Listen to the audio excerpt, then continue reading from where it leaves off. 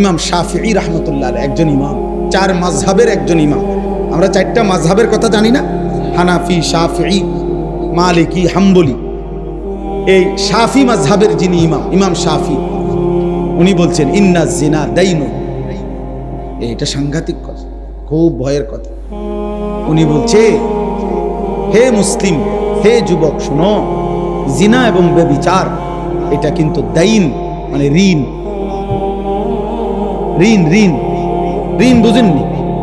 কিতা ঋণ? কিতা কর্জ, কর্জ, হাওলাত। হাওলাত বুঝেন তো না?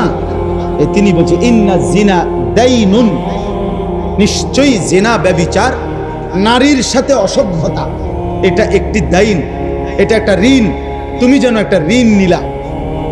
এবার মনে রেখো, তিনি বলছে, হে যুবক, হে মুসলিম, অবশ্যই তোমার একটা পাড়া শেষ, একটা মহল্লা শেষ, শত শত যুবকের জীবন শেষ, শত শত যুবকের আখলাক শেষ।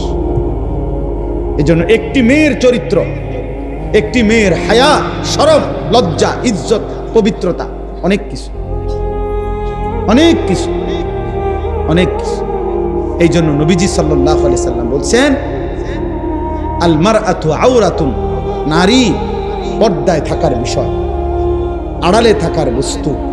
ফাইজা খারাজাত, নারী যখন বেপর্দা বের হয়, ইস্তাশরাফাহা শাইতান, শয়তান তখন পর পুরুষের চোখে তাকে লোভনীয়, আকর্ষণীয় করে দেখায়। এজন্য নারী নিগ্রু কালো যদি হয়, পুরুষ তার দিকে কি করে তাকে।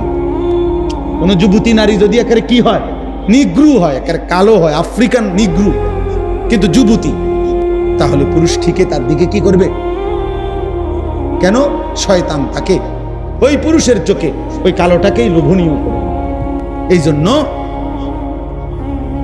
আমাদের আখলাক, আমাদের চরিত্রের পবিত্রতার জন্য, আমাদের সমাজের নিরাপত্তার জন্য আমাদের মেয়েদেরকে, মাদেরকে, বোনদেরকে পর্দায় রাখা, দ্বীন শিখানো, কোরআন শিখানো জরুরি, জরুরি। নাই তো দুনিয়াতেও আযাব হবে।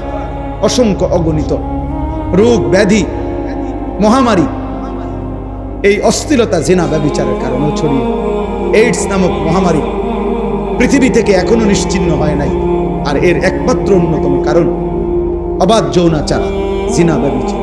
আল্লাহ তাআলা আমাদের যুবকদেরকে, আমাদের মেয়েদেরকে, মা বোনদেরকে হেফাজত করেন। বাবারা, আপনাদের কাছে অনুরোধ, নিজের ছেলে মেয়ের দ্বীনের প্রতি নজর। যুদ্ধ করেন, কষ্ট করেন, ছেলেটা নামাজ কেন পড়বে না? মেয়েটা